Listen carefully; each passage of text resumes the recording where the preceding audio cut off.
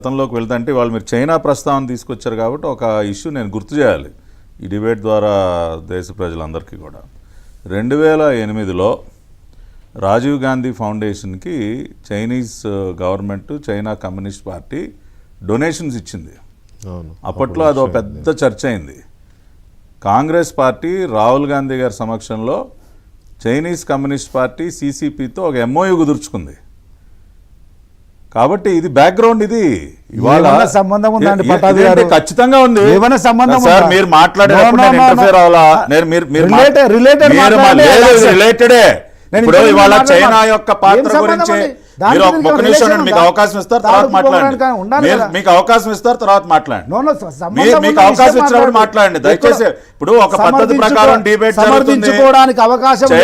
China government Chinese embassy Rajiv Gandhi foundation కి donation ఇచ్చిన మాట 100% నిజం. దాన్ని మీరు కాదనలేరు.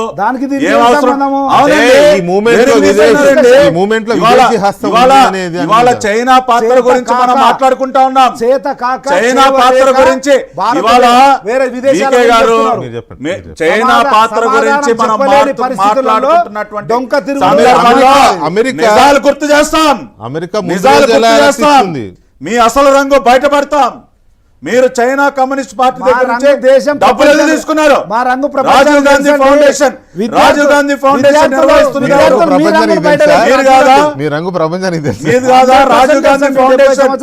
రాజీవ్ గాంధీ ఫౌండేషన్ చైనా నుంచి డబ్బులు తీసుకుంది. అది పచ్చి నిజం. ఇవాళ చైనా అనేక కుట్రలు దేశానికి వ్యతిరేకంగా చేస్తుంది. ఇవాళ జరుగుతున్నటువంటి ఎడ్యుకేషన్ లో కూడా ఏమో చైనా గైడెన్స్ లో మీరు పనిచేస్తున్నారేమో.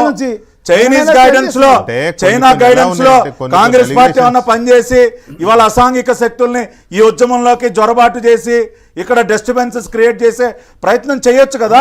మీరు ఆల్రెడీ అమెరికా కూడా మీకు ఆల్రెడీ అలర్ట్ ఎలా ఇస్తుంది?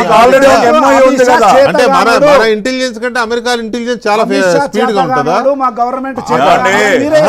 ఇంకోటి దేశ భద్రత విషయంలో మా పనితనం ఏంటో ఇప్పుడు అనేక సందర్భాల్లో చూసాం.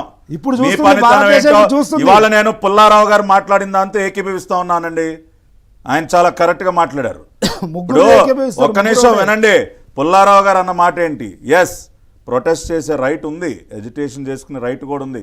కానీ అది కొన్ని హద్దులు దాటినప్పుడు దాన్ని కంట్రోల్ చేయాల్సినటువంటి బాధ్యత కూడా ఈ ప్రభుత్వం పైన ఉంటుంది.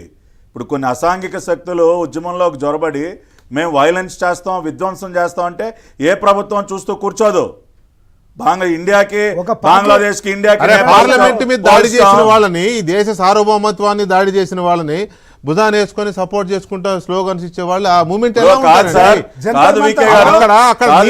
మాట్లాడే వాళ్ళకంటే భరతమాత గురించి ఏంటంటే మాట్లాడేది? భరతమాత గురించి దేనికి మాట్లాడారు మీరు? స్టూడెంట్ ఎడ్యుకేషన్ కి భరతమాతకి ఏంటంటే సంబంధం? మీరు భరతమాతని అవమానించే రకంగా అక్కడ మాటలు మాట్లాడిస్తా ఉంటే చూస్తూ కూర్చోవాలా? అక్కడికి వచ్చిన ఒక లేడీ ఖండించలేదు కదా ఎవరు?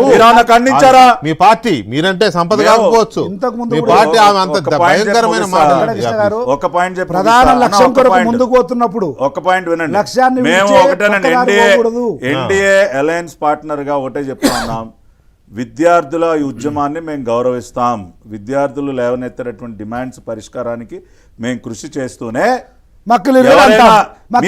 అసాంఘిక శక్తుల తోలుదేస్తాం. బరాబర్ తీయాలి. మీలాంటి మీరు రౌడీల్ని గోండాల్ని విద్యార్థుల మధ్యకి పంపించి మీ ఇష్టానుసారం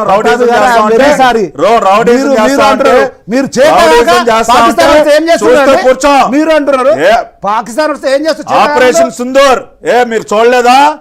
సత్తా ఏంటో ఆపరేషన్ సింధూర్. అరే ఏం మాట్లాడుతున్నారు సార్?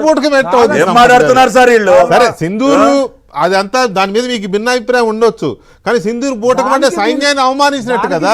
ఏం సంబంధం? కాదన్నా, ఇప్పుడు సింధూర్ ఆపరేషన్ సింధూర్ భిన్నాభిప్రాయాలు ఉండొచ్చు.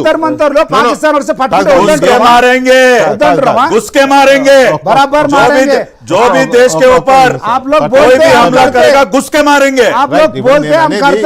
నేను అనేది మీకు ఆపరేషన్ సింధూర్ మీద కానీ లేకపోతే ఆపరేషన్ చేసిన తీరు మీద కానీ మీకు భిన్నాభిప్రాయాలు ఉండొచ్చు కాంగ్రెస్ పార్టీకి, కానీ కాంగ్రెస్ పార్టీకి కాదు, దేశానికి. దేశానికి ఎందుకు అవుద్దండి? అనేక కాంగ్రెస్ పార్టీ అంటేనే దేశమా? బీజేపీ అంటే దేశం కాదా? అంటలేరు. మరి మీరు అంటారు కదా బల కాంగ్రెస్ మీకు అనేది కాంగ్రెస్ పార్టీ నాయకుడిగా కానీ రాహుల్ గాంధీ గారికి కానీ సంపత్ కుమార్కి కానీ లేదా ఇంకెవరికైనా అభిప్రాయాలు వేరే ఉండొచ్చు, కానీ అది బూటకం అని ఎలా అంటారు? బూటకం అనట్లేదు. ఆ? దాంట్లో అన్నారు కదా. మీరు అన్నారు కదా బూటకం అంటలేరు. సైన్యం బూటకం అంటే అంటలేరు. మీరు దాంట్లో మీరు కూడా side ఉంటది. మీరు మూవ్మెంట్ లోకి వచ్చిన కాదు. Anti social anti national elements ని ఖండించరు. No I'm very sorry. Pakistan పైగా ఆపరేషన్ సింధూర్ బూటకం అంటారు. పాకిస్తాన్ తీవ్రవాద ఎవరో జంతర్ మంతర్లో కనబడితే మీరు పట్టుకుంటే మేము ఏమన్నా పహల్గాంకి వెళ్తే పోయేది అందరూ కలిసి ఒకసారి ఆ రోజున ఘటన జరిగినప్పుడు. వాడు సీతారామయ్య గారు